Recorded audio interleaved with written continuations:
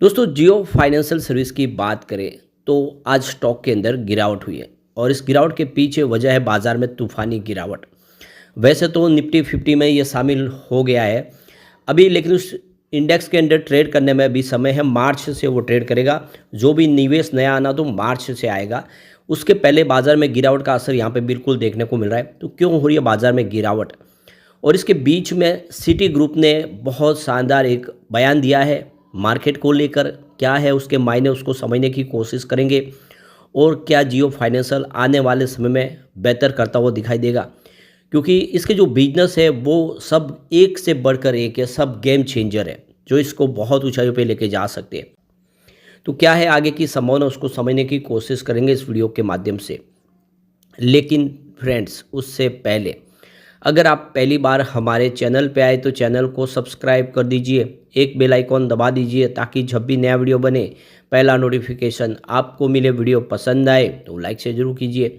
चलो friends, video start करते हैं। मैं हूँ आपका दोस्त एस बी दवे और हमारे अपने चैनल ऑनलाइन कमाई में आपका बहुत बहुत स्वागत है। तो सबसे पहले बाज़ार की बात करें तो आज ब्लैक मंडे साबित हुआ है बाज़ार। आज सेंसेक्स में करीब 800 पॉइंट की भारी भरकम गिरावट देखने को मिली और निफ्टी भी 22,550 के नीचे आ गया है। तो जो सपोर्ट थे वो सपोर्ट टूटते हुए दिखाई दे रहे।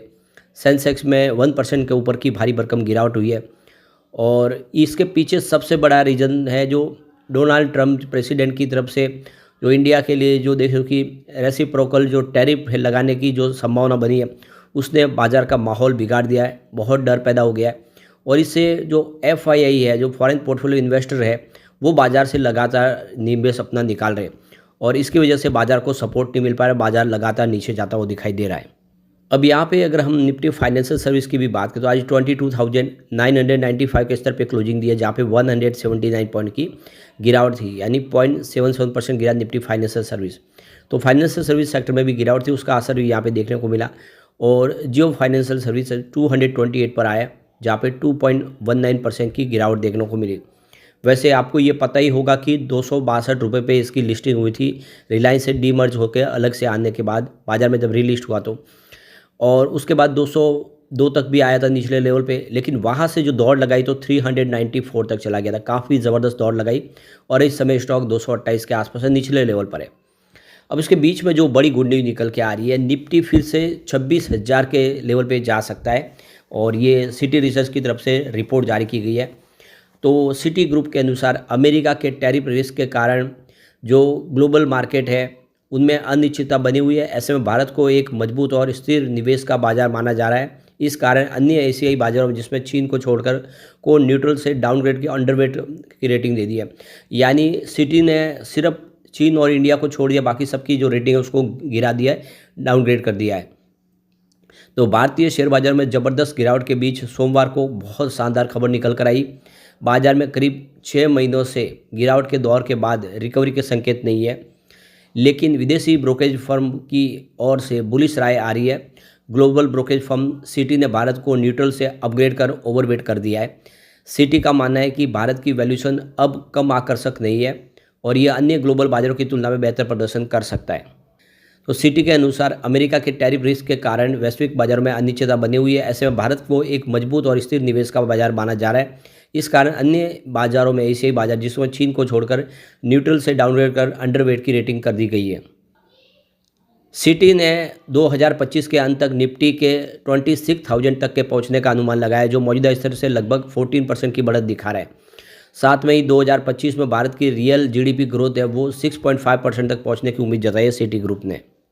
हालिया केंद्रीय बजट से उपभोक्ता मांग को मजबूती मिलेगी, जिससे बाजार को सपोर्ट मिलेगा। आने वाले समय में 50 बेसिस पॉइंट की दर कटौती की उम्मीद जताई गई है, जिससे इक्विटी बाजार को अतिरिक्त बढ़ावा मिलेगा। भारत का जो forward price to earning P ratio 90x पर ट्रेड कर रहा है, जो पिछले 5 सालों के औसत के करीब है।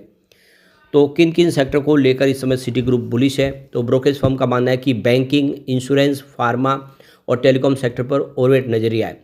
यानी ये जो सेक्टर है, ये सेक्टर में आप देखें तो जियो फाइनेंशियल सर्विस को ही फ़ायदा हो सकता है, क्योंकि कंपनी का बैंकिंग का बिजनेस भी है, ऑनलाइन बैंकिंग सेवाएं देती है कंपनी। इसके अलावा कंपनी का इंश्योरेंस का बिजनेस भी है और कंपनी को टेलीकॉम सेक्टर को भी सेवा देती है, लीज़ के बिजनेस के माध्यम से टेलीकॉम इक्विपमेंट सप्लाई करती है। यानी सिटी ग्रुप की तरफ से जो सेक्टर बताए गए उस सब सेक्टर का फ़ायदा यहाँ पे आने वाले समय में जियो फाइनेंशियल को हो सकता है, यानी जियो फाइनेंशियल आने वाले समय बेहतर करता हुआ दिखाई देगा। यहाँ पर तेज़ी देखने को मिल सकती है। वही आईटी सेक्टर, मेटल सेक्टर और कंज्यूमर सेक्टर में धीमापन आ सकता है, यानी उनके हिसाब से आने वाले समय में ये सेक्टर काम नहीं करेंगे इतना, मेटल और आईटी सेक्टर। बाकी overall banking, insurance, pharma, telecom sector बढ़िया कर सकता है। तो ये जो सिटी ग्रुप ने जो खुशखबरी दी है, ये वाकई में जियो फाइनेंशियल के लिए संजीवनी साबित हो सकती है। सिटी का मानना है कि भारत आने वाले सालों में मजबूत इकोनॉमिक ग्रोथ, सरकारी नीतियों के समर्थन और ब्याज दरों में संभावित कटौती के कारण वैश्विक बाजारों की तुलना में बेहतर प्रदर्शन करेगा। 2025 तक निफ्टी के 26,000 तक पहुंचने की उम्मीद है। बैंकिंग और इंश्योरेंस जैसे सेक्टरों में निवेश के बेहतर मौके आपको दे सकती है ये आने वाला समय। तो बिल्कुल बैंकिंग और इंश्योरेंस सेक्टर जैसे सेक्टर के लिए सिटी ग्रुप बहुत ज़्यादा बुलिश है, और यही बात है कि हमें जियो फाइनेंशियल में इस समय काफ़ी ज़्यादा संभावना पॉजिटिव दिखाई दे रही है। अब देखो कि जोमेटो और जियो फाइनेंशियल सर्विस दोनों निफ्टी 50 इंडेक्स का हिस्सा बने हैं। सेमी एनुअल इस बार जो रीबैलेंसिंग किया गया उसमें भारत पेट्रोलियम कॉरपोरेशन और ब्रिटानिया को हटा के इन दोनों को शामिल किया गया है। तो 21 फरवरी की जो सब कमेटी की मीटिंग थी उसमें एनईसी ने फैसला किया है और 2 नए स्टॉक को ऐड कर दिया गया है। और अब आप देख सकते हो कि ये जो लिस्ट इफेक्टिव होगी ये 28 मार्च 2025 को होगी, और देख सकते हो कि 28 मार्च से ये ट्रेड करना शुरू होगा। तो काफ़ी लोगों के कमेंट आ रहे थे कि अभी ये निफ्टी 50 का हिस्सा बन गया तो इस शेयर की प्राइस क्यों नहीं बढ़ रही है। तो शेयर की प्राइस तब बढ़ेगी जब इसमें नया फ्रेश इन्वेस्टमेंट आएगा, और वो आएगा 28 मार्च से। अभी समय है, अभी सिर्फ फैसला हुआ है, ऐलान हुआ है, लेकिन आखिर जो इस लिस्ट का हिस्सा बनेगा निफ्टी 50 का वो 28 मार्च 2025 से बनेगा, तब नया इनफ्लो आने की संभावना बनेगी।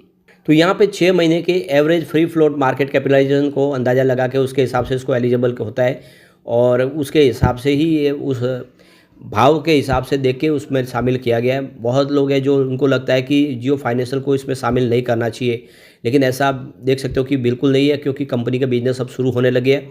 और मार्केट कैप भी एक कुछ चीज़ होती है, मार्केट कैप उसका है, बिजनेस में ट्रेड हो रहा है, लोग उसमें अच्छे वॉल्यूम में कामकाज करें तो वो एलिजिबल है बिल्कुल एनएससी के निफ्टी 50 में आने के लिए, और वो आ गया है। अब यहाँ पे देखिए कि जोमेटो का जो फ्री फ्लोट मार्केट कैपिटलाइजेशन है 1,69,837 करोड़ के आसपास रहा है, जबकि जियो फाइनेंशियल सर्विस का 1,04,387 करोड़ के आसपास रहा है।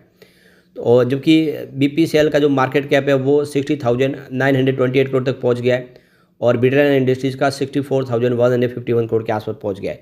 तो उनका मार्केट कैप टूटा है और जो मार्केट कैप यहाँ पे बढ़ा है, तो बिल्कुल यहाँ पे शामिल किया जाएगा। कितना निवेश आ सकता है फ्रेश, तो जोमेटो के अंदर $702 मिलियन का नया फ्रेश पैसिव इनफ्लो आ सकता है, और जियो फाइनेंशियल सर्विस की बात करें यहाँ पे $404 मिलियन का नया पैसिव इनफ्लो आ सकता है।